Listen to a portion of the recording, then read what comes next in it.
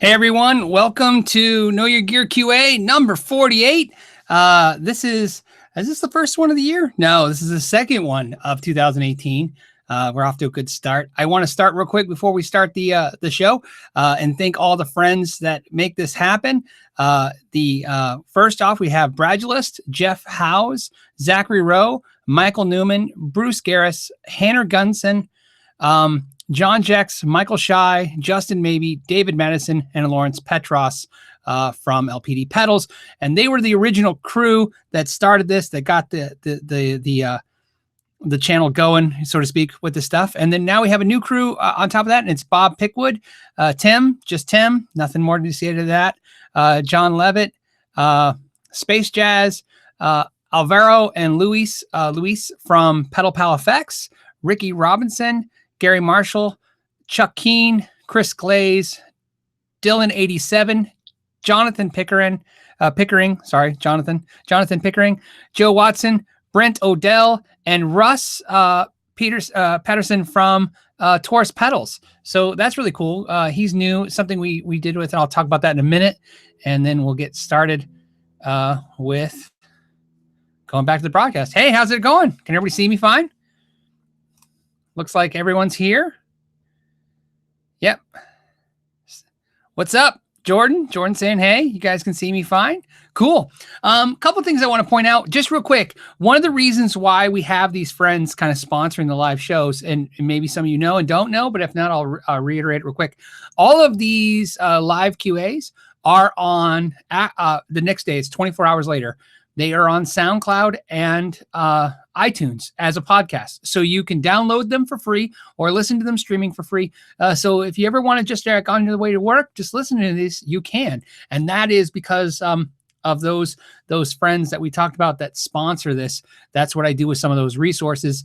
All the resources go to the cost of the show, but that's some of the resources I put towards paying to have that put on there, even though there's no revenues drawn from doing the podcast. Okay, so let's get into some questions. The first question, believe it or not, is an important one, and it comes from Dave Bell. And Dave Bell sent me one through Super Chat about 2 weeks ago, and for some reason I didn't see it, so I want to address it. And he asked me what I thought of Prestige guitars. And what's interesting about that, and that's why I thought it'd be fun to talk about, is that when he said Prestige guitars, I was thinking probably what you're thinking. Are we still in screen share mode? Let's go back. There we go. Here we go. Let's screen share this. Prestige guitars. I thought it was like Ibanez Prestige, but I guess it's a line of guitars in Canada called Prestige Guitars. It looks like they're built in Canada. I was going through their about page. Sometimes it's not very clear. So if anyone knows for sure, please put that in the comments. But I wanted to show them to you. Check this out.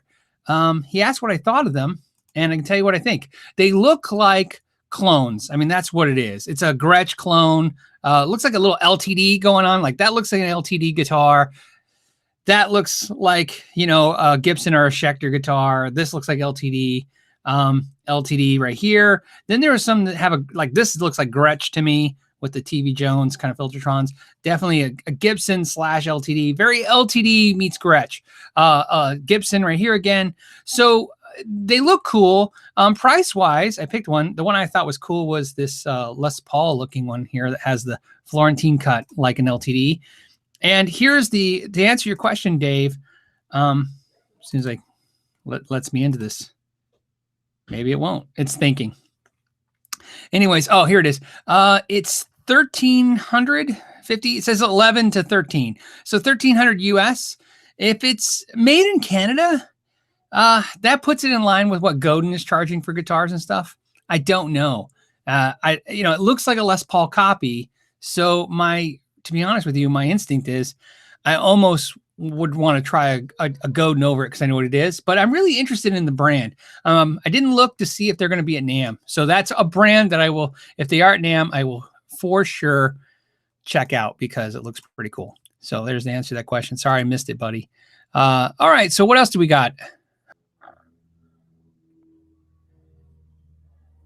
William wants to know, have you any guitars you will never sell or get rid of? Well, technically, sadly, I would almost say no. I'd probably get rid of anything if I got sick of it or if I had to move fancy me. But the truth is, I haven't really got rid of anything in over a year since the channel really picked up, because I get weirded out by it. Sometimes when I put stuff for sale, it's happened to me a couple times. I put something for sale and then the person goes, hey, oh, I know you from that channel. And then the sale goes kind of weird after that. So I kind of don't like selling my stuff. Mel wants to let us know. He did a super chat. He says, hey, got a PRS SE, Zach Meyers, coming for my birthday. Happy birthday. Did I make a mistake? No, you know what? The Zach Meyers is what led me into loving the S2 semi-hollows. I don't know if you can see it. What can you see in this screenshot? I can't move the camera. So it's too much. I own 2 S2 semi-hollow single cuts, and it's because of the Zach Meyers. And if your question is, well, why don't I just own the Zach Meyers? I don't know. To be honest with you, I knew it's colors. The Zach Meyers didn't come in enough colors for me. Mine is like a cool blue, and then I have this trans black one that I like. So, no, I like the Zach Meyers. It's really cool. I like that it's a little chunkier neck. It kind of really works with that guitar for that tone.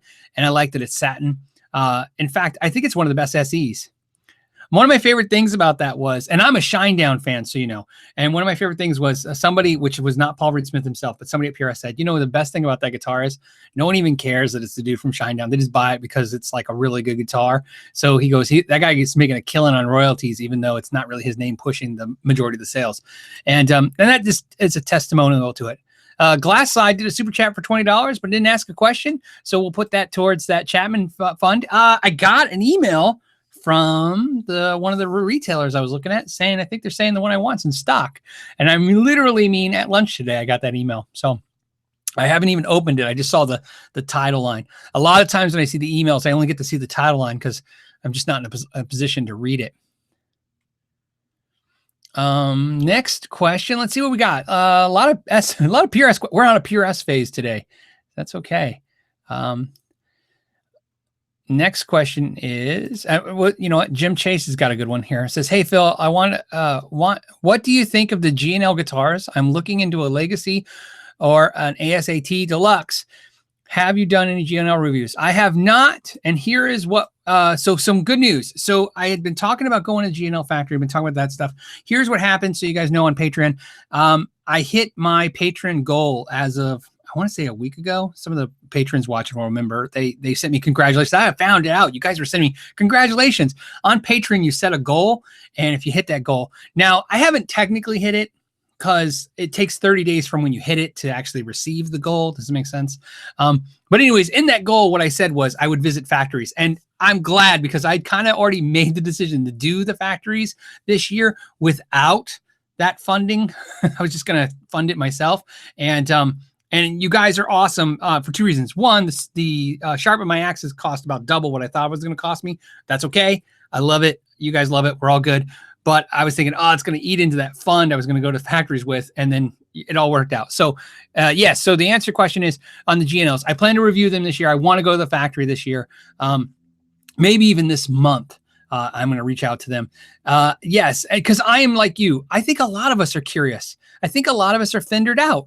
Right? I love Fenders. I'm never going to not play my Fenders, but sometimes you're like, hey, I'd like to try it and see what G&L has to offer, and you can't put your hands on it. So maybe vicariously you can go through and see through what the video I do, and maybe I can do some really good detailed video and really get in there and get into those guitars. And we can all learn about them together in a really intense way, because that's what we need to do. There's too many neck profiles, too many choices. And I personally really would like to do a review of just the import versus the American G&L to kind of help figure out what is it you're buying when you go from, the $500 range to the $1,500 range. I think a lot of us are curious about that, right? I'm curious about that. Next question is Noodle Masasuku says, Fender vaporizer amps, have you tried already? I tried a vaporizer amp. They don't make them anymore, right? The vaporizers. That was one of those weird line of amps, if I recall. I thought so. Those amps were cool. They might be collectible now. Not sure. Kind of different. Fender for a time was trying to make a product like every month. Now, I'm not being sarcastic. It was true. They were putting out product like all the time, and they started making tons of those weird amps. Space Jazz says, don't say Fendered out. I just ordered my first one. You know, the funny thing about Fender for me, and you know, people talk about Gibson a lot now. Gibson's been in the YouTube news a lot. Fender and Gibson to me are one of those things, like, I don't care what anybody says. There's my, you know, I have Les Pauls and Fenders behind me. I could see myself one day never playing my Fenders and Gibsons, but I could never not seeing owning one. Because even no matter what happens, they're a piece of rock and roll. They're a piece of music history. They're cool. But I'm always going to be a Fender amp guy. Fender amps are my favorite amps. They have been forever. So, all right. Somebody said something. Oh yeah, Michael said factory visits anytime soon. It jumped back. Yeah, like I said, we're gonna do Fender. We're gonna do factories, not Fenders, but we're gonna do factory tours very soon. You're gonna see within the month, definitely within the next month and a half to 2 months for sure, but maybe even as fast as when I'm in California, I'd like to hit a couple. So that's what I'm working on now, is going pre the NAMM show, before the NAMM show, and after the NAMM show, and hitting some factories there since I'm in California. Okay, so Nick says he loves his Fender Cybertwin. Man, those were cool amps back in the day. They're cool amps now. They're always just cool. Everybody always freaked out and thought the knobs were going to break because they were motorized knobs. Anybody remember the Cybertwins? Those were the Fender modeling amps that had the motorized knobs. So, okay, now. Oh, Jeremy's got a question. It says, what are my thoughts on the Epiphone Sheraton? I like the Epiphone Sheraton. I'm a fan of Epiphones in general. So if that helps, I've always been a fan of them. Some of the lower model Epiphones are not so great, you know, just like lower model Ibanez's, but as a whole, Epiphone's always done a good job. So it's been a good brand. I dare say it's definitely more consistent quality and better than Gibson, and that's what they get, you know, kind of slapped around about for, but both brands are great. Shut up, Let's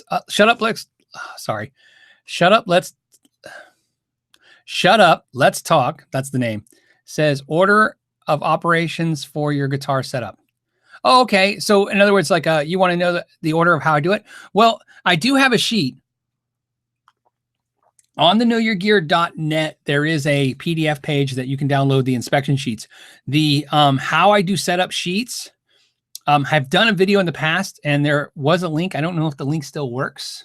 Should, if you can find it in my videos, where you can get that. But I'm redoing it right now, and so that will be added to that PDF page. That's another reason why we have the website now, the knowyourgear.net, is so it's for resources. So you can go to my calendar and see what videos are coming, or at least what I'm working on. I adjust that calendar daily. So if you see it and, you know, a video is saying it's coming out in 2 days, I might go in there the next day and change that around. But either way, it's still a heads up. And the PDF page is going to be everything to download. The Sharpen My Axe videos have been an amazing thing in my life, because when I'm doing the videos, so many questions come up about what I'm doing. And if I make every video as long as it needs to be, it'd be a 4-hour video. So what I've decided to do is, believe it or not, every time I'm doing a video, if I'm leaving something out, just please know that I haven't left it out. Like when I did the Squire the other day, I didn't show you guys the wire up the electronics because I decided it's going to be much easier to do a video about that and then go into that video later and put a link to it. So eventually all the Sharpen My Axe videos are going to have supplemental videos to them. We had talked about that in the past, about doing really long Sharpen My Axe videos. And then doing a short version and a long version. And I came up with a better idea. I said, why don't we just make it a video like almost like decorating, right? A decorator comes in the house, says, this is what we're going to do, tear down the wall. We're going to do this. We're going to put the drapes up. Then they pan to it and you kind of see them, you know, kind of just generally doing it. And then bam, there's the after shot. That's what Sharpen My Axe is. What am I going to do? A brief summary of how I'm doing it, and then done. And then in those videos, I'm actually creating supplemental videos, so that every time soon on the Sharpen My Axe, because the Sharpen My Axe is going to go for 10 more episodes. Next week is the last of the 5 winners. Then after the 5 winners, there'll be 10 more of those videos, and guaranteed 1 a month. So for the next 10 months, I kind of want to make it every Wednesday thing for a while. The reason I say 10 episodes is because it's a budget, almost like a TV show. I have to budget this in. May not feel like it hurts, but each one's been costing me about $200 to $250 per video with the parts and the shipping and all that stuff. The future ones are going to still cost about that. But the good news is each one creates this idea for supplemental videos. So that's coming too. So I promise a lot of that stuff's coming. And I think it's going to be better than when I originally had done repair videos. I was waiting for the equipment to get better, which it did. And this really gave me the epiphany. This is really the idea. So, all right. Next question that we have.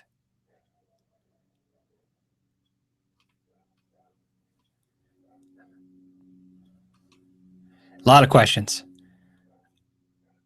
Sharpen your acoustic. Okay, so the Sharpen My Axe videos, this is the other thing, since we're talking about this. I don't want to take too much time on this, but if you guys are curious, I'm going to tell you.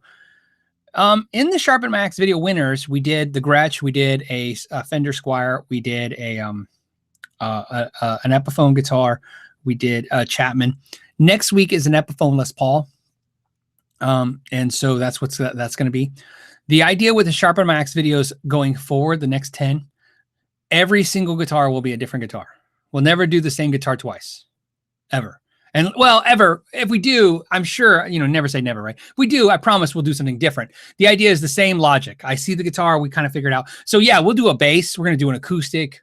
That's the idea, right? To keep it going. I think one of the things, so far the funnest thing for me, because it's a lot of work. These videos are by far the most labor intensive videos I've ever done. The reason is, I think I've told everybody this, it's 4 hours minimum of video I'm taking, and I'm condensing it down to 20 minutes. And if you guys ever done editing, you please understand there is no worse thing to edit 4 hours down to 15 to 20 minutes. And I can edit it. It doesn't matter if I edit down to an hour. Either way, it's a lot of chopping and trying to make the story make sense and trying to make it make sense and flow. So, that being said, it's a really in-depth thing. So I want to make sure we have, the fun part for me is not knowing what I'm going to do next. So, okay. God, guitars, guns, and goats. You guys have the weirdest names. Do you feel that with the impending doom of GC closing, recent bond reduction drop to be unable to settle debtors, that there will be a resurgence of mom and pop shops? The answer is no to both. I don't think either is going to happen. I think I've been on the record saying that. Mom and pop shops are not going to go anywhere. They'll continue to shrink like businesses are shrinking. There's a realignment of retail that through the internet's causing that. That's what's going to happen. Every shop's going to have to find its niche, whether that's that repair, it's lessons, it's doing some online, it's, being a store. But so mom and pops, they'll find a way. But the GC impending doom thing, I'm just not a big proponent that that's going to happen the way everybody thinks. So, all right.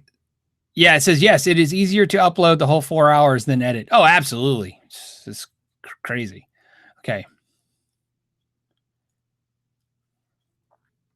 All right. Phil, do you think the Ibanez Jem reissue is worth the money? It's a lot for a bolt-on guitar. Are you talking about now? See, reissues the Jem. Do you mean the white the fluorescent ones that are $3,500? I don't think they're worth the money. I want one really bad. I want one. I've been wanting one since the day I saw them. I have two real Jems, if that's a thing you can say. I think the yellow one is a 91, something like that. And then I have a 99 floral, something like that. But no, $3,500 is too much money, man. It's just too much. $2,500. But and that's why, think of this. I think they were a failure as a guitar line for the idea for Ibanez, because the proof is they came out in January of last year. It's been 1 year. You can go on Reverb right now. There's 20 of them for sale. They only made a few of them. How come there's so many for sale still? It's because everybody feels like me. $3,500 was too much for those.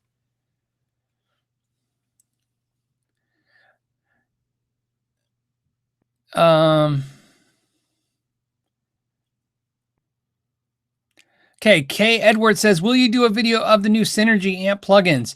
I might. Like I said, I had talked to Henning. Henning just did a long, detailed Synergy amp plugins thing. He had talked to me and asked me if I was interested in reviewing them.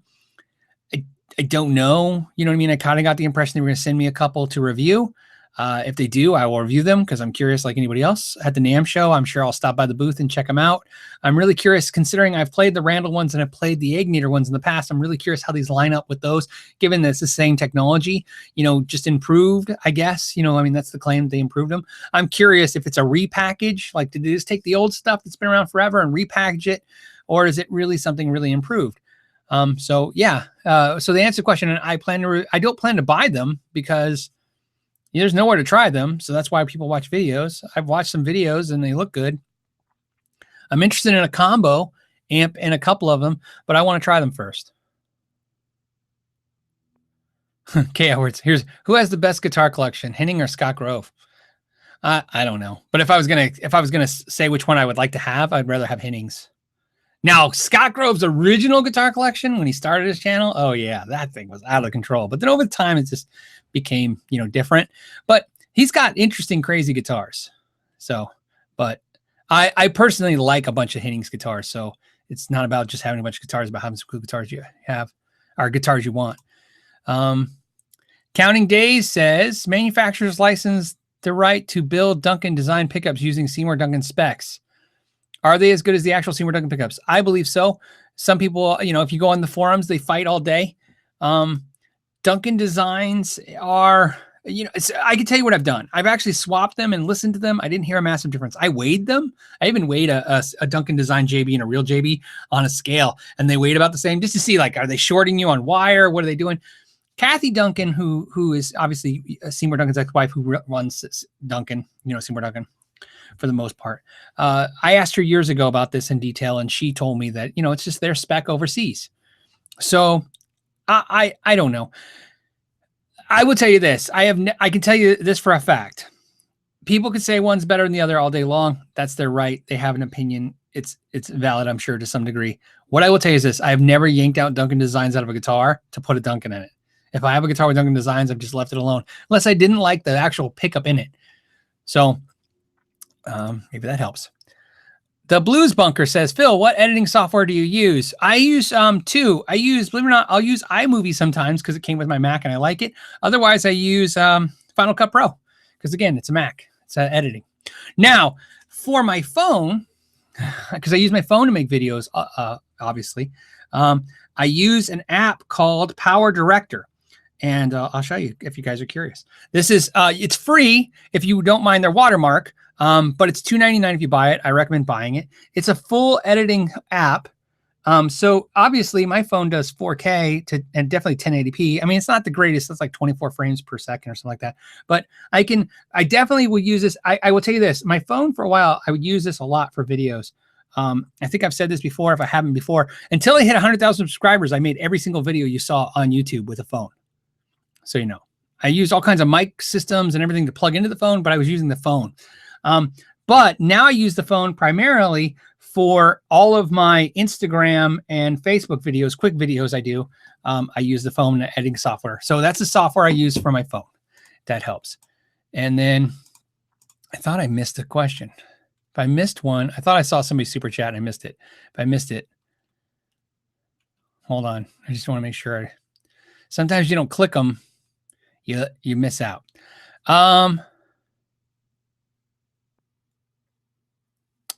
Somebody says, I wonder what Henning does to fund that amazing guitar collection. He works very hard. So, you know, obviously you guys have seen through GitCon, through the, you know, if you guys do something for a living, obviously you work with people who do what you do for a living. Once I started doing YouTube more and more, I started becoming more acquainted with more and more YouTubers. Henning is one of the hardest working YouTubers I know. There are a lot of hardworking YouTubers, but dude, Henning is, that guy works. I don't care what your opinion is. If you like him or don't like him, that's irrelevant to his work ethic. His work ethic is not flawed. I am a compulsive worker. I will work 60 hours a week. I can't help it. He works harder than I think. I do. I think he works harder than me, for sure. And so yeah, he's got a good work ethic.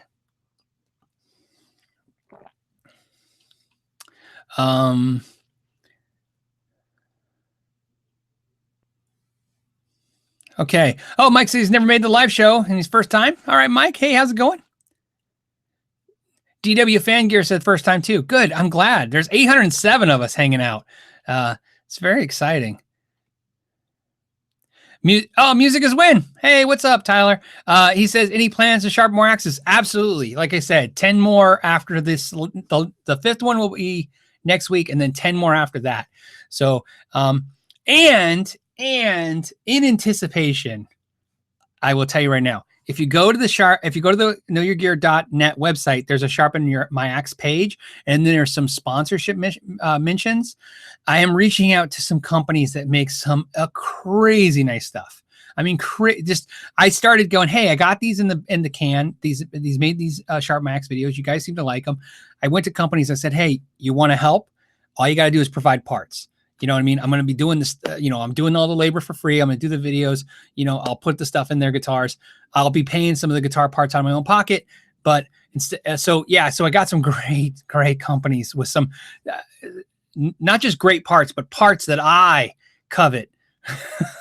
In fact, I was laughing. One company is sending me like 10 or 12 pieces for these 10 episodes. And I was laughing going, dude, if I had the money, I'd put them in every single one of my guitars. And I'm like, and now I'm going to be giving them away. So, Grant Nader says, what's your thoughts on Breedlove guitars? I like them. I have 2 of them. I like them very much. They're one of my favorite entry level. I don't say entry level, but mid-price guitars, $500 to $600 range guitars. That's not entry level, but you know what I mean. I love them for that price range. Christopher Rogers says, Phil, talking to a tech the other day, and he told me that he has seen a wave of guitars come in with headstock marks, ruined decals due to clip-on tuners. I know you're a fan. Thoughts? Interesting. Clip-on tuners are really bad for Gibson's lacquer guitars. So I can't imagine. Now, I will. Okay, so that being said, 2 things. One, you shouldn't attach anything to lacquer. Lacquer doesn't like to be touched. So no hanging headstocks, none of that stuff, or hanging wall hangers. Unless, here's the caveat, same with the clip-on tuners. Unless you have a brand you trust. I use String Swing for my wall hangers, so I trust String Swing. For clip-on tuners, I use like TC Electronics, I use Korg, I use Snark. I don't buy the discount Ben ones for $5 because not because they're not accurate, because of that reason. I don't know if they're using the wrong kind of rubber pads. I don't know what they're doing. And when they ruin my guitar, who am I going to call? This no-name company that doesn't even care. So you got to use a brand name. But I've never seen the issue with anything other than lacquer guitars. What I will tell you, though, is I personally don't leave clip-on tuners on my guitars longer than when I'm using the guitar. And I told you this trick. There's a video out there. I did it, but I'll tell you again. My trick is clip them on the handles of your amplifiers. Yeah, see all your amplifiers that have handles on the top? Take and clip the clip-on tuner, clip it on the handle, right? So, the handle. And the great thing is, I even showed you in the video, you don't even have to put it on your headstock. When you're plugging the amp, it'll read your guitar perfectly off the vibrations that handle your amp. So that works great too. So that's an option for you. So there you go. The next question was, how do I take care of my guitar's hardware and finish?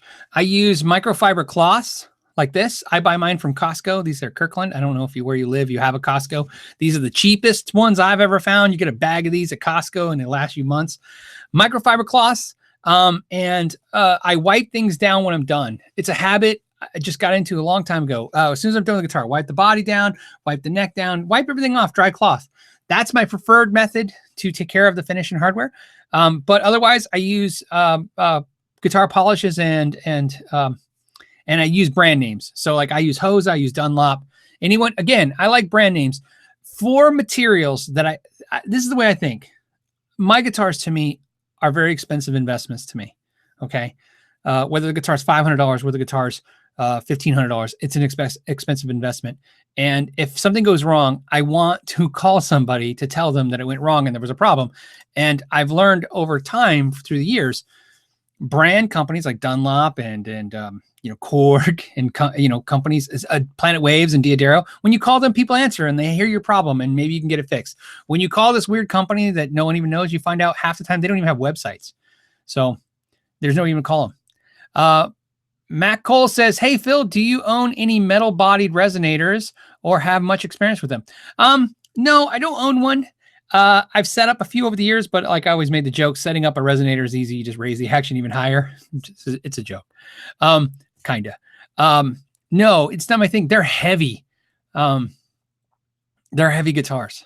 They're cool. They're their own thing. I actually have a resonator guitar, but it's a wood one with a resonator cone on it. I don't know why I have it. I got it. It was definitely impulse buy. I thought I was going to play slide and be awesome. And instead I goofed off with it one afternoon, and maybe I should go back to it. Derek says, hey, are the new leaked models from Fender real? I haven't seen anything. What's the new leaked models from Fender? So it's funny. You're asking me the question. I'm asking it back to you. I didn't get to see them. If you can mention, guys, where they got leaked at, we'll pull them up. We'll look at them together. I haven't been looking. This is the first year where I haven't been looking at what's been coming out from these companies. You know why? It's because these companies, for this first time ever, I haven't had to try and find the information. The companies are all sending it to me freely with all these gag orders. I've gotten one, not every day, but it feels like every 2 days I get an email going, hey, Phil, check this out. It's going to be at NAMM. Stop by our booth. Don't share. And you're like, you know what I mean? When they don't tell you not to do it, you can always ask for forgiveness later. But when they're telling you up front not to knock it. So somebody's saying, oh, 60 cycle hum on YouTube site shows them. Yeah, there's a channel on YouTube that was going through the new Ibanez catalog. And so Mikey Newman says, will you buy anything from NAMM? No, probably not. Well, NAMM, you don't get to physically buy anything there anyways. You know what I mean? You can order it, you know. I have I say no, because I don't have anything on my radar right now, but I am going there with an open mind, hoping to find something exciting and new. Again, that's kind of why I'm not looking. I want to really walk into NAMM for the first time in probably 12 or 14 years and not, you know, it's like going to a movie without seeing the trailers. I'm just kind of trailered out. I'm kind of sick of, you know, going to the NAMM. That's how the last couple of NAMMs have been for me. I went there and I'm like, yep, I saw that already. Yep, I saw that guy show that. Yep, I saw the picture of that. I mean, I already feel that way now because the companies are leaking stuff to me. I kind of am trying to hope to go there with a little bit of not knowing. So, and that way you can get an honest, and I keep the camera rolling and maybe get an honest response, you know, not a pre-canned response. Beetlejuice 3 says, what are your thoughts on the Slash Seymour Duncan humbuckers? I dig them, man. They're good pickups. Especially, you put them in a Les Paul, they're great. I've never put them in anything other than a Les Paul.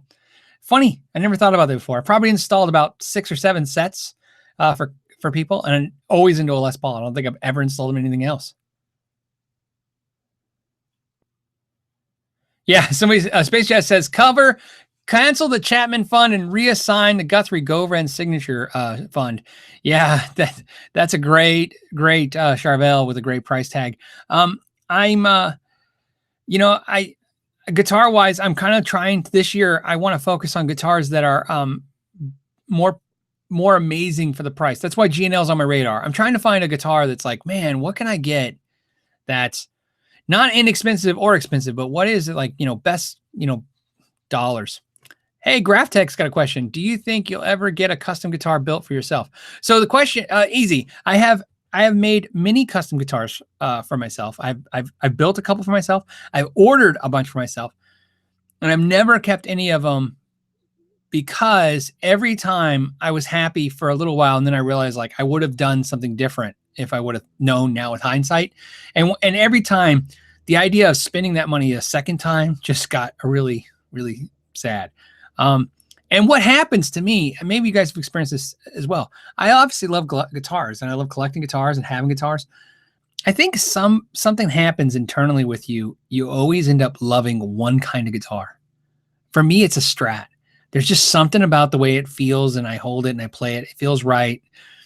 The sound is okay. I don't love Strat sound, but I love the way they feel. And so what happens to me is I'll get a custom guitar and I love it, and and I'll pick up my Mexican Strat and I go, really? I mean, that was $500 and I like this just as much. So, you know, and how much can you really improve the Strat? You know, just a few changes and then you're there. So my Strats have a couple changes to them and I love them. And that's what I play most of the time. In fact, my favorite guitars over and over again, you guys heard this. I play my Strats and I play my PRS Mira. But my Mira, if you haven't heard me talk about my Mira in a while, it's because it went wacky on me after probably 5 years of owning it. All of a sudden it started buzzing really bad. And the slots in the nut are cut too deep. It's the weirdest thing ever. I've never experienced it. In all my years, thousands of guitars repaired. I've never seen a guitar do this.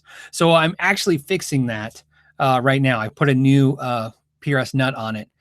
I guess it shrank after years. I don't know what it did. I've never seen it do that before, but it's weird. So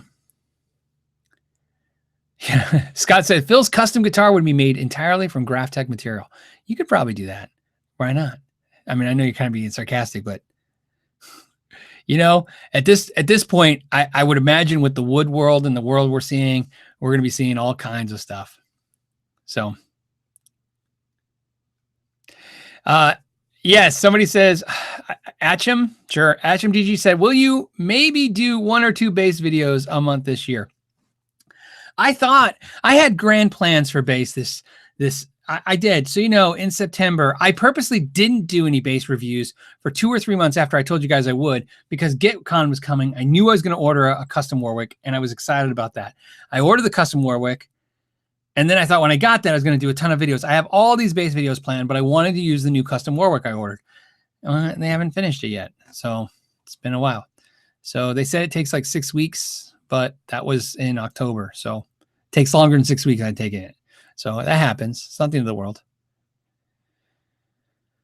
All right. Next question is, you know what? This question is so crazy. I'm going to answer it. K. Edwards says, Phil, if you were offered to be the CEO of Gibson, would you do it? No, because I don't think I'm qualified. Because I'm, you know, it's all about being smart enough, right? I'm smart enough to know I'm not smart enough to run a company that size. And I could be sarcastic and be like, anybody can do a better job than him. But, you know, that's an easy thing to say, not an easy thing to do. Would I love an opportunity to work with a company like Gibson right now? Yes. Believe it or not, that's an answer I could say. CEO marketing, I don't know about CEO, but marketing or sales or, you know, yeah, if Gibson called me and said, we want to hire some new people and try to rejuvenate and change things, would you be interested in that? I would love that challenge. Wouldn't you guys? I'm sure a lot of you out there would be like, you know why? Because I have a belief that Gibson is really a good brand of guitars. It is. We love them in spite of some of their flaws. And so imagine if you could make them not as flawed, they would even do better. It's a brand everybody wants. So I would love the opportunity to work with Gibson. I thought all these years, well, maybe, you know, something would ever come up, you know, but they don't really reach out to YouTubers that I know of. I mean, not my size channels, maybe bigger channels, but yeah, like I said, I like the brand enough to where I'd want to, I mean, I don't hawk their crap. You know what I mean? I'm not saying that, but I would be involved with improvements. Oh yeah, I would love to.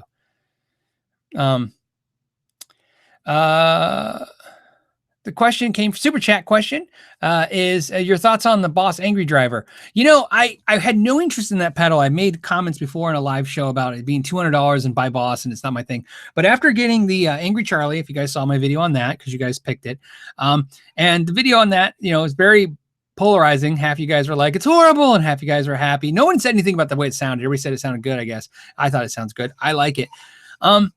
Like I said, I really like the pedal. That's not a question. But after looking through it and looking at the quality, I actually feel better about buying the Boss one. Like, I don't feel like the Boss one's a cheap version of this. I just feel like it's a version of this. So, you know, there's no magic expensive parts in it is what I'm getting at. And I think maybe that didn't get conveyed in the video. That's where I was dogging it, was a little bit, was like, I thought there was going to be some mystical, expensive, you know, $5 components in there. And that maybe sounds silly, but you know, sometimes, you know, sometimes I've played amplifiers where they're fantastic. And when you open them up, the main difference is they put $9 worth of parts in them. I have physically I have had that experience, so you guys know. I have played an amp and I went, wow, that's amazing. And when it all came down to $9 in parts made that amp better because those better parts. So Mike's got a question. Joyo pedals, question mark? Yep, they make pedals. I haven't seen what they're going to release. I've seen the new Moore pedals. Obviously, I'll be stopping by the Joyo Moore pedal booth. If you guys didn't catch it, the Angry Charlie video that I did, not Angry Charlie, sorry, the at pedal, this one, that video was the new way I want to do reviews. So that was a reformatted way to do reviews.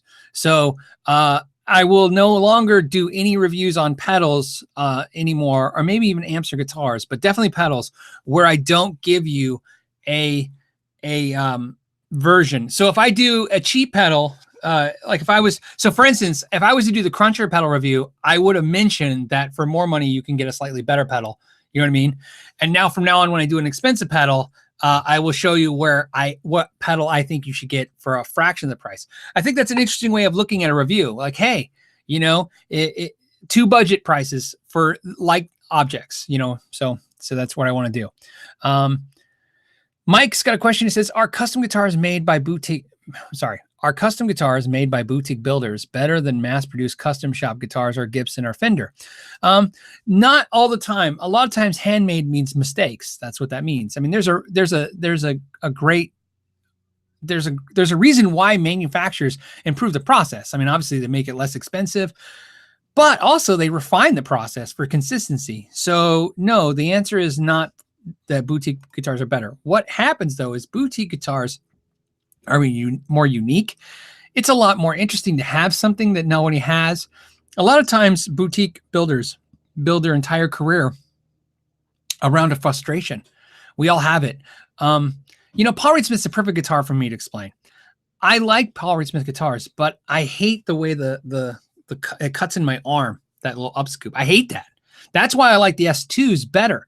I like the S2's cuts better than the core guitars, but I like the wide thin neck over the wide fat neck. So if they made S2 and wide thin, I would get rid of my 594. I'd get rid of my custom 24. All my core guitars would be gone like that if they made an S2 version with that same neck, because I like the way the S2s feel. So the question is, sometimes when you have a guitar, it doesn't matter what it is, you have a problem with it. And so finally you reach out to some boutique builder and you say, hey, can you build me something that's just a little bit different, So Ellis Papa says, PRS guitars suck! ! They rip you off, way too expensive. I agree with half that. If you think they suck, they do suck, because, you know, there's no reason not to believe that you don't like them. So there's things I don't like and I think they suck, but rip off is always tough. You know what I mean? Like I said, you may not like their price points. Here's the thing. This is the argument. It's hard to argue with any company that does staggered pricing. In other words, ripoff is tricky. They make a version of all their guitars in every price point. You can buy a PRS, used or new. You can buy PRSs for as low as $250, all the way up to $20,000 and everywhere in between. So there's a price point for you. If you just don't like them, that's fine. There's, like I said, there are guitars I just don't dig. Oh, you know what? Here's a good one. I'm gonna say Tukuchin. Why not? That's your name, Tukuchin. Tokuchen. Thoughts on the St Vincent signature guitar? I want one. That's a guitar. You know, I just heard. I don't know if I'm supposed to share this. Well, maybe I can. I just heard from my buddy Larry Mitchell yesterday, because he was at the Steve Vai camp. He worked the Steve Vai camp last week. And St. Vincent was there. And he was saying that Ernie Ball was telling him that the St. Vincent guitar is on track to outsell the Petrucci guitar. And I said, well, I don't disagree. That guitar is great. You know what I'd like? I'll tell you right now where I'm at. St. Vincent makes a Sterling guitar, puts it in that $500 to $700 range. I'm there. I'm done. If they make that, the St. Vincent Ernie Ball, that guitar. But I dig it. You know why I dig it? It's, some people are like, hey, it looks ugly. I've heard it looks like a bow tie. I've heard it looks like the Budweiser logo. My thing is, you know what? It's just, sometimes you see guitars and you just think, yeah, that's wacky. You know what I mean? But so I like it. I like the guitar. So there you go. It's if I was going to get an Ernie Ball guitar, it's one of the ones I'm looking at. Mary Spender bought one. In fact, she bought this amazing one I'm jealous of. If you go to our channel, she probably did a video on it. It is so god awful ugly. I love it. It's like fluorescent orange with like a leopard print or something like that. It's just fantastic. It's just so I love it. It's so obnoxious in all the right ways. I love it. Paul says, hey, he did a super chat. Why do you think Line 6 won't make left-handed Variax guitars, and why they won't sell the electronics to make your own Variax? Well, they don't make left-handed guitars. Probably the same reason most companies. They argue that there's not enough profit in them. Left-handed guitars, every manufacturer has, every mid-size manufacturer like them that doesn't do large orders of guitars. I mean, let's be honest. The Variax is not selling, tens of thousands of guitars. They're not selling millions of guitars. They're not selling a lot of guitars. They argue that there's no market for them for the left-handed market. They order, and they all say the same thing. At one point, they order them and they sit. I'm not saying that's true. I'm telling you what they say. That all being said, I think the honest fix for that is, like you said, to sell the electronics to make your own Variax. But it's one of those things. At some point, you think that's where the boutique guitar market would go, was some left-handed only guitar manufacturers. Oh, Logan just said they do make a Sterling St. Vincent. Well, watch this. Okay, so who's the St. Vincent dealer? Sorry, guys. I promise to add some minutes to the show to go on this tirade, because now I'm curious. Let's see. What is it? Musician's Friend? Who's it? I don't know. I don't remember if Sweetwater is a dealer for them. I don't think Sweetwater does Music Man. Does Sweetwater do music? Do they do Music Man? Let's take a look. Solid Body Guitars. Ernie Ball Music Man. Okay. So they keep Music Man separate then. All right, guys. We're going to do this. Let's go looking. All right. Let's find it. Okay. This is, if you guys don't know what we're talking about, this is the guitar we're talking about right here. I love it. Like, I love the goofy knobs. I know what's great about this guitar. I'll tell you the best thing about this guitar. Right now, a huge percentage of you are just like, is he insane? Why does he think that guitar is any good? That is the ugliest guitar. I'm like, you know what? It's just out there cool. I don't see one here. So if any of you guys see it, I won't waste any more time. If you guys out there know it, put in the comments where you think one's at. I'll buy one. Like I said, especially after talking to Larry the other day, he got me all excited about it because, like I said, it's a cool guitar. By the way, there's 971 of us watching right now. I think we were at 980. We're 975. So almost 1,000 people. Yes. You know what? Damn Drock says, there's a Funky Explorer-esque vibe to it. Yeah. You know what it is? At some point, it's under Sterling. Okay, we'll go back. I know a lot. Like I said, it's ugly, it's different, but what I'm curious about with the Sterling is they're going to have any cool colors? Solid Body Guitars. Here, I'll take it back with me, guys. I'm sorry. You never know. Maybe we'll get lucky. Okay, so we're going to go. You think they just put this in alphabetical order? Why is it all over the place? Am I missing it? You guys are probably all frustrated with me right now. Like, look, you idiot. Where? Line 6 Travel Guitar, Gretsch, Friedman. I just see Ernie Ball. Okay. I'm too dumb to use this website, or it's not there. I don't see Sterling. So we'll look later, but definitely. So answer your question. That's a guitar that's in Guitar Center, has it in stock. Okay. Well, let's look at Guitar Center, because watch. It'll be fun. Maybe it'll be fun. Let's see how crazy I am. You never know. I've done crazier things than just buy a guitar on a whim. Okay, you know what? We're going to go guitars, electric guitars. You guys see it? Okay. And same thing. Why not silver tone? I'm sure this is so fun for you guys. Man, these guys carry a lot of different guitars. Look at that. I mean, I had no idea they carried this many different brands. Wow.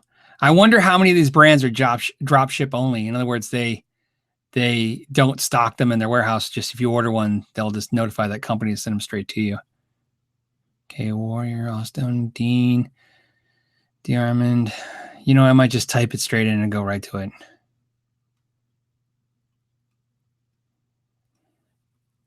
I am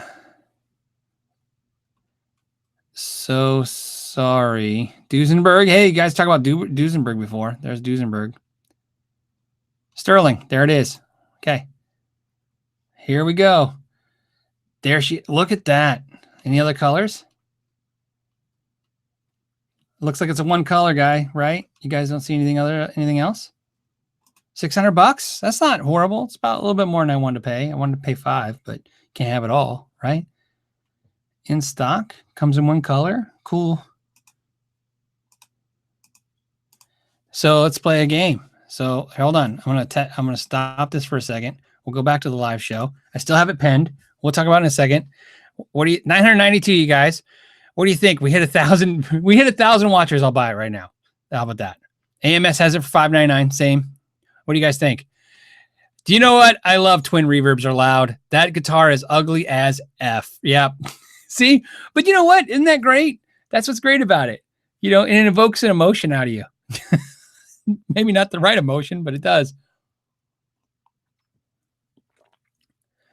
So, okay. So Andertons did a review of it, comparing it.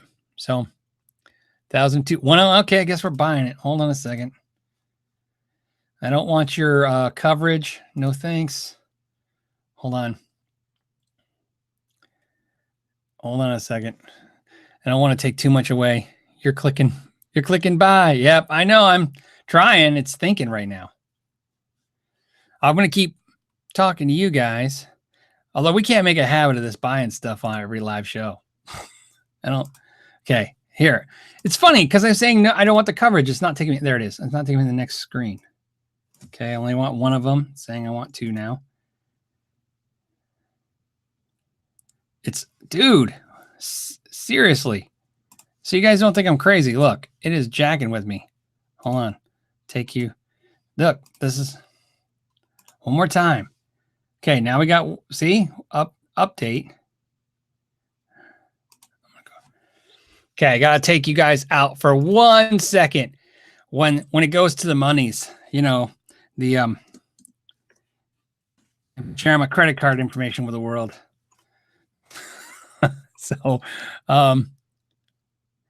somebody said look for a used one on reverb. Really? You know what? Good advice. I like it. This is going to be the first Know Your Gear QA where you guys gave me more advice than I gave you. All right, ready? Let's look on reverb. We're going to look right now for a St. Vincent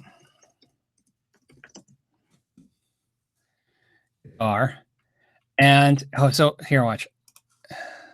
This must be the worst episode ever because I'm just spending the entire episode shopping. Okay. I'm in reverb. You guys are, go to used. What do we got going on? We got a lot of used American ones. There ain't no used import ones. Not that I'm seeing. Just new. We can try eBay real fast. What do you guys call it? Fleabay, right? Whoops.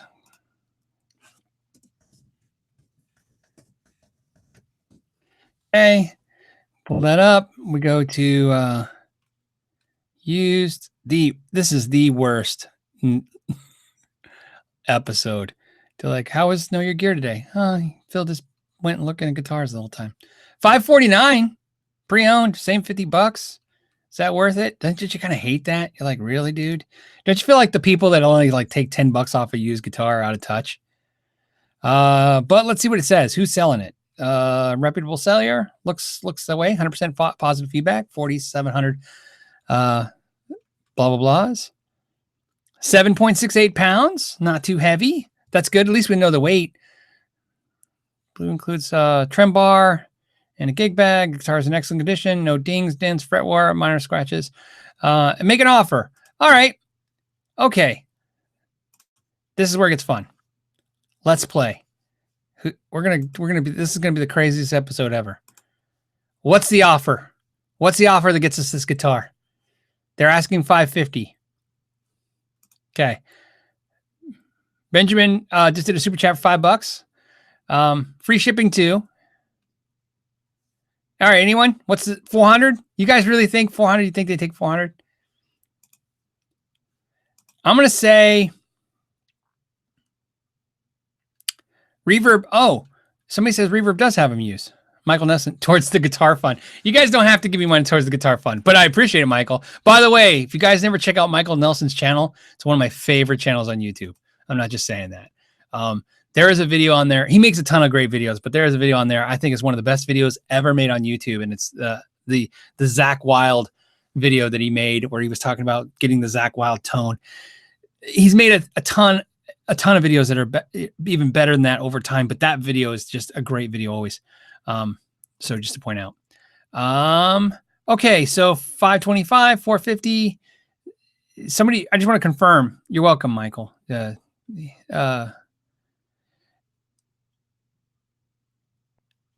he said, you said you would pay $500 to do that. You know what? That's a good point. St Vincent Fund purchased a Boss Katana 100 combo yesterday. Amazing amp for the bucks. Oh, yeah. You know, did you see the new Katana they're talking about doing? There's 1,015 of us watching. Okay, so we're going to go. Here's what we're going to do.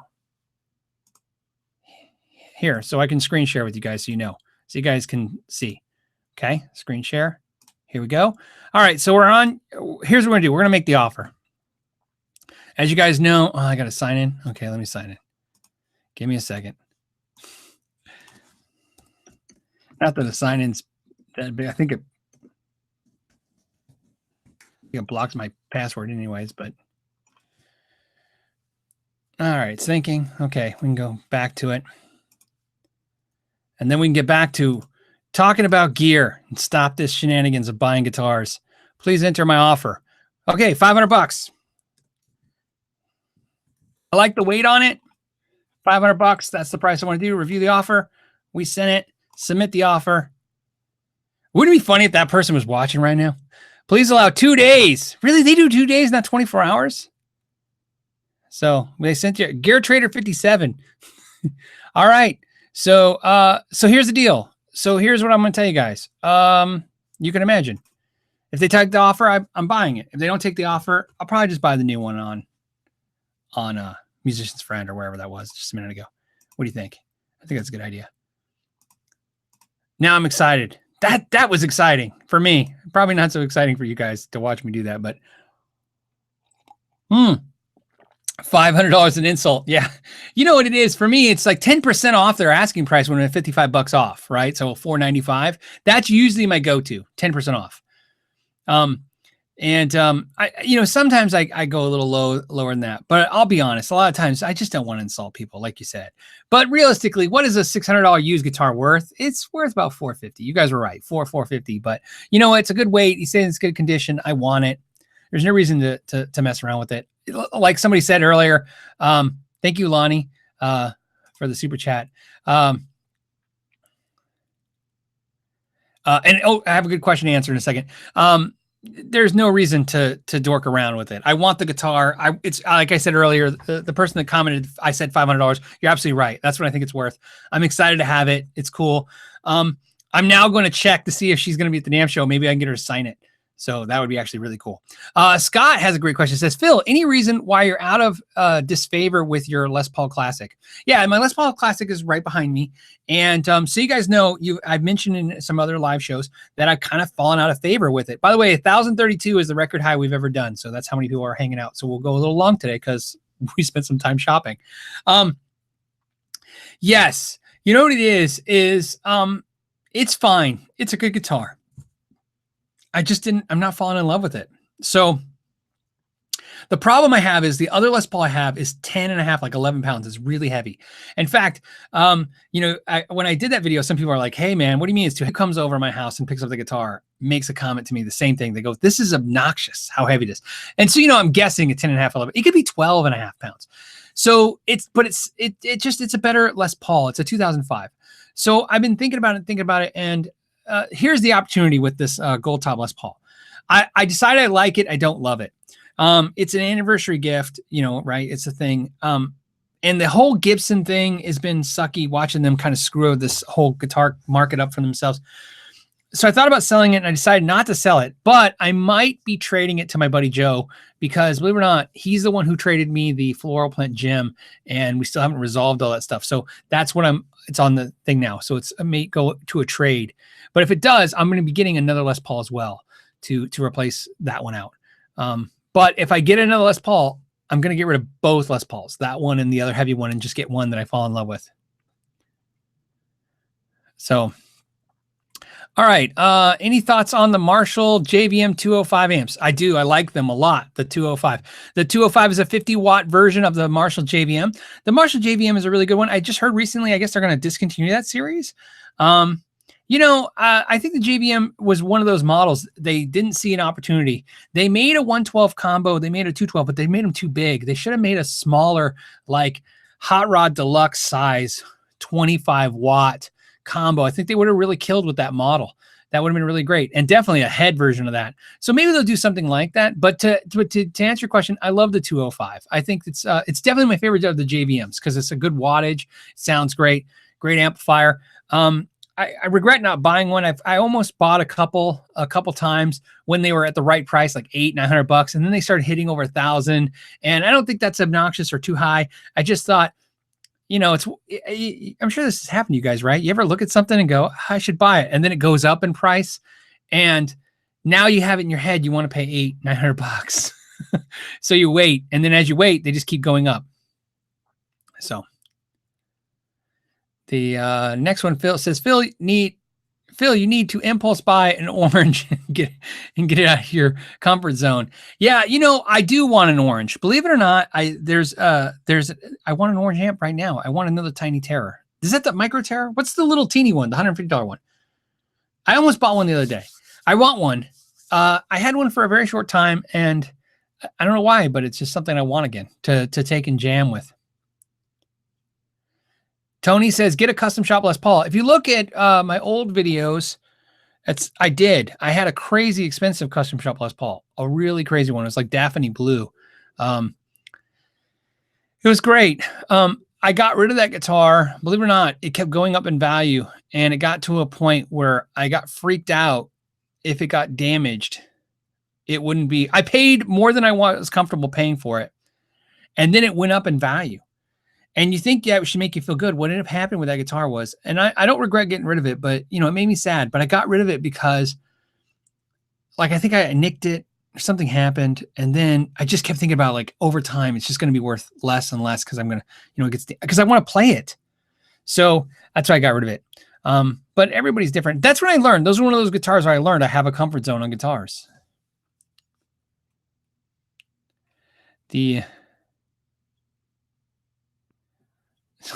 So, hey Phil, any suggestions on a head and cab for a classic rock bar band? Yeah, head and cab. Does it have to be a head and cab? I mean, I like a 212 cabinet and a head. It depends on how loud you want it to be. Classic rock band. I like the Ignator stuff is really good for you can get that stuff for a song now. You can find great deals on the cabinets. I saw a 212 Ignator cabinet on Craigslist locally for like $200 the other day, or $250. Definitely worth it. I like some of the PV stuff for that.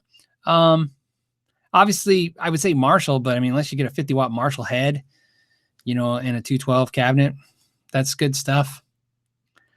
I'm trying to think of anything I have that I like for classic rock. I don't know, because head and cabs, I'm like, look at, oh yeah, you know what? I like the Friedman stuff, man. I got a couple Friedman amps right over there. They're fantastic.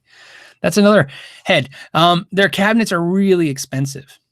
So I'm not a big fan of the Friedman cabinets because of the price. They're great. Don't get me wrong, but man, $600 for a 112. I've done it too many times. That's what happens. Things become old hack. You buy enough. So now I'm into buying whatever I can find a good deal online for on a cabinet. Harley Benton 212 with vintage 30s. I've never tried one. I've heard nothing but good things. So, yep, there you go. That thing is super inexpensive. Bradulist. Hey, Brad, what's up? It says, Phil, for Fender leak information, go to gearnews.com and search for leak. Really? Okay. Gear News. Oh, yeah, why not? Gearnews.com. And we're going to look, right? That's what we do. Gear News. And we look for leak. Is that what you said? There, oh, there you go. Okay. Let's share, everybody. Let's pull it up and take a look. Thanks, Brad. That was a good hookup. Okay, so here we go. What do we got going on? Oh, I'm digging this already. I like this one. You guys dig this? I love this color. This is like that Pelham blue kind of thing. Dual humbuckers. Okay, automatically, I dig this. This is so obnoxious. I like that. This is kind of like those pawn shop guitars where it's like, okay, we're going to put the Jazzmaster bridge, Jazzmaster pickups on a telly. That's cool. It's a little too, same thing with this. It's a little too out there for me. This, you know what this is? This is all, this is the pawn shop brand again. You know what I'm talking about? Do you guys remember the pawn shop guitars? That's what this is. They're just repackaging it. This is different. This guitar, basically, if you put a semi-hollow hole right there and you put a like a humbucker right there, that was a pawn shop guitar. So okay, so Meteor launching the models name, so we are information models from they've done this before. This is definitely the pawn shop stuff. You guys remember the pawn shop guitars from Fender? So this is something they've done before. New name, new spin, but they've done this. And the pawn shop guitars is love my Fender pawn shop guitars. The pawn shop 51, right? Great guitar. Fantastic. The pawn shop guitars, some of them are actually worth good money. The 51, who was that said that? Lucky No 888, 838s. The pawn shop 51 in the surf green. That guitar is sick. Fantastic guitars. And I think they were weren't they made in Japan and then they moved into Mexico? Wasn't that how that worked? Does anyone remember specifically? So, yeah, somebody was saying, by the way, Freeman run for classic rock. They're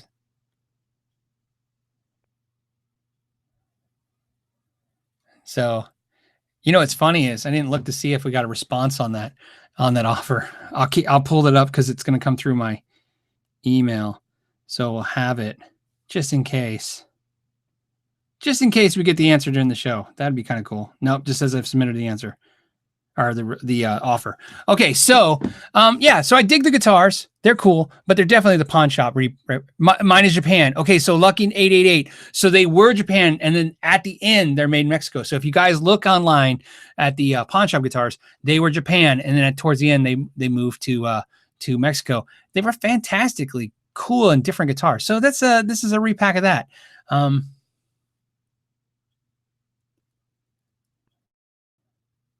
Yeah, somebody's saying there's a 20% Guitar Center. You know what, though? I'll tell you real quick on the promo. Somebody's saying there's a 20% off promo on the St. I can get on the St Vincent guitar down to $480.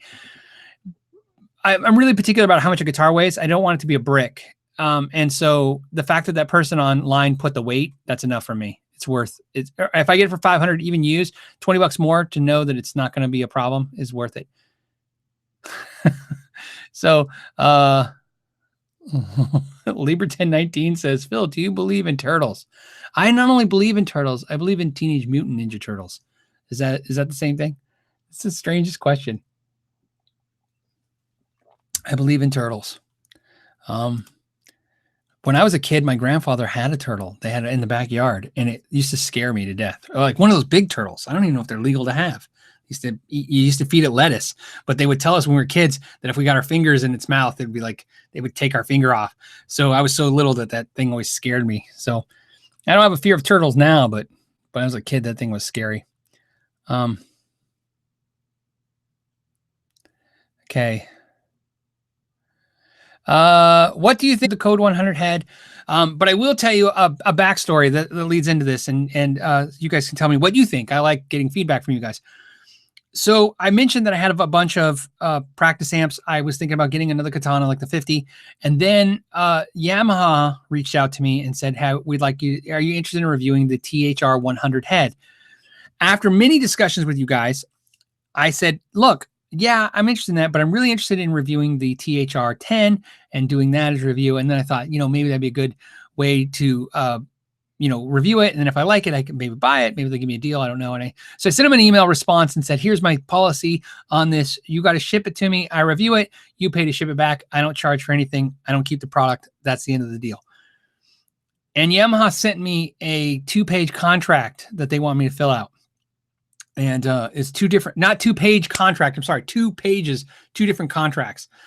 One of it was a little confusing. It looks like it was not made for reviewers. It looks like it was made for an endorsement contract. But basically, it's a guarantee that I'll give their stuff back. Otherwise, whatever. I guess I'm okay with that. It's just weird to fill out contracts for a couple amps. But the real trick was there's a disclosure clause in there that I don't think was meant to intend that I can't disclose stuff to you guys. But I think it's for rock stars. It says that I have to put the logos facing you guys. And I can't disclose this. Again, they were using generic contracts. I'm very aware of that. So I'm not accusing them of anything. What I'm saying is that I didn't want to do the review. So to answer your question, now I've decided I don't want to deal with the Yamaha. I don't want to buy a Yamaha amp. I really didn't enjoy that interaction with Yamaha. It wasn't very good. Mostly because they approached me. So then it felt, to basically what they're asking me to do is review their amp, do a video, which is all on my cost. They'll get all the marketing, all the thing. All I'm asking for them is let me borrow it. And they want me to fill out all this paperwork. Anybody with half a brain isn't going to fill out a bunch of contracts without having a lawyer look at them.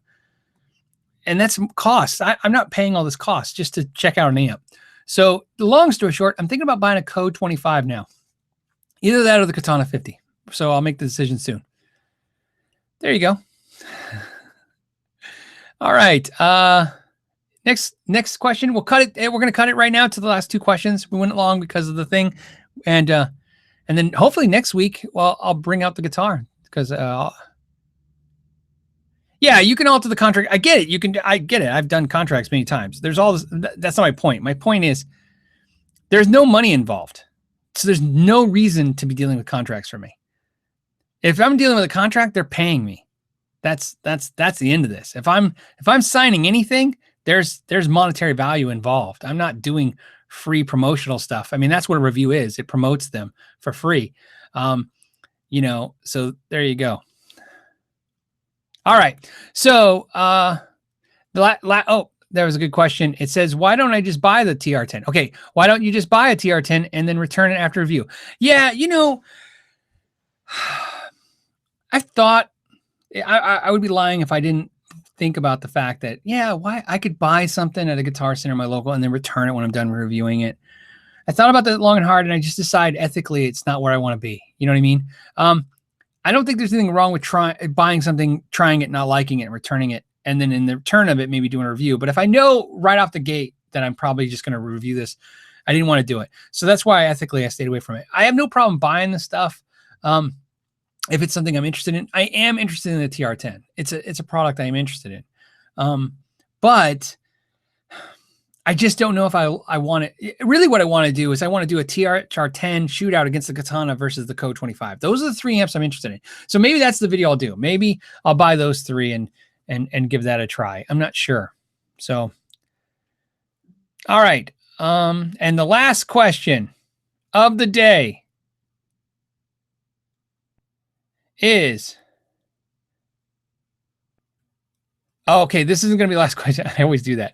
Brandon says, Phil, what did you hear back from the painter of your mom's house? Some of us have commented on his Facebook page. I've heard nothing back from them. I did hear from GoDaddy.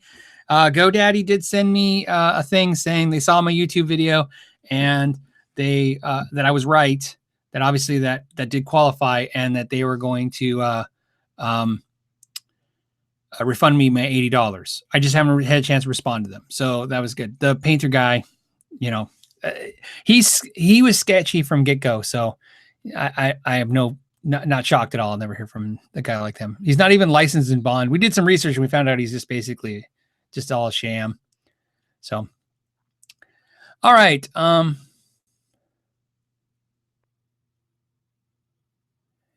So Richard says, why are you so introverted? I don't know. I would, the problem is if I come across that way, I guess, but I would imagine most people that hang out with me or know me or meet me really don't think that's my problem. If anything, they'd like me. I think a lot of people would like me more if I was more introverted. And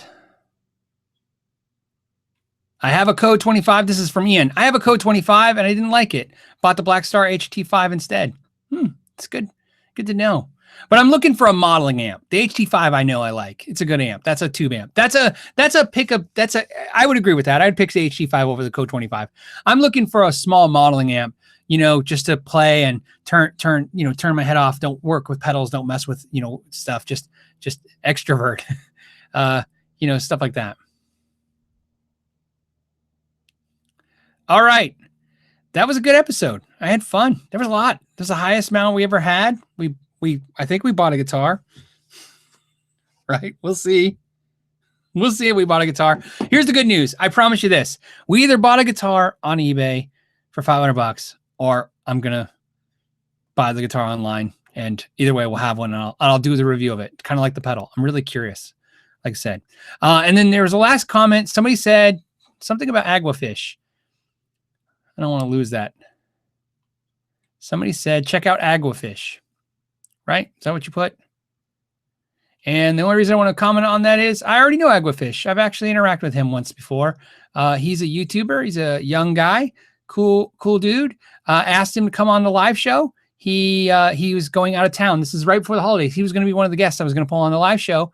He's a real big fan of Epiphones. And I had the intention. So he said he wants to come on. So I think he's going to come on the show. If you guys knew who Aguafish is. And I thought it'd be fun to do a live QA with him, but, I'll do pro Fender Squire and he'll do pro Gibson Epiphone and we'll talk or something. I don't know. Maybe we won't do anything. Maybe we don't need a shtick. So, all right, guys, as always, I had a blast today. It was, oh yeah, Aguafish pays a deposit and returns them. Yeah, he has it. But so, he has Aguafish has a deal with Sam Ash to do that. Yeah. I have a Sam Ash. I know Sammy Ash. I could do the same deal as him. The problem is the Sam Ash is about an hour away. But you know what? That's why I love this show. You guys always have great ideas and great comments and questions. Russ Home, No Bull Guitar. You are absolutely right. It makes no sense. Why don't I reach out to Sammy Ash and see if they're not interested in doing a deal like that with me to do reviews? I'm going to do that. What a great way to do it, right? I just basically rent the gear. And there you go. And then, so that's what we'll do. That's how I'll get my hands on some more gear. Cause I definitely not into, working with the companies the way they want to work with. No more sending me weird scripts and contracts. I'm not interested in reading that stuff anymore. So, and, Rick Duff got a Know Your Gear t-shirt. Thank you again, Rick. That's awesome. Like I said, those things literally keep this channel alive. Even a channel like this where I don't curse, I think 99% of my videos get demonetized now. There's just no way to stop it. So right in the heart of when they're doing the views. So literally the shirts and Patreon are what's floating the channel. And you guys have been phenomenal doing that. So I appreciate that in every way. As always, guys, I want to thank you for your time. And until next week, know your gear.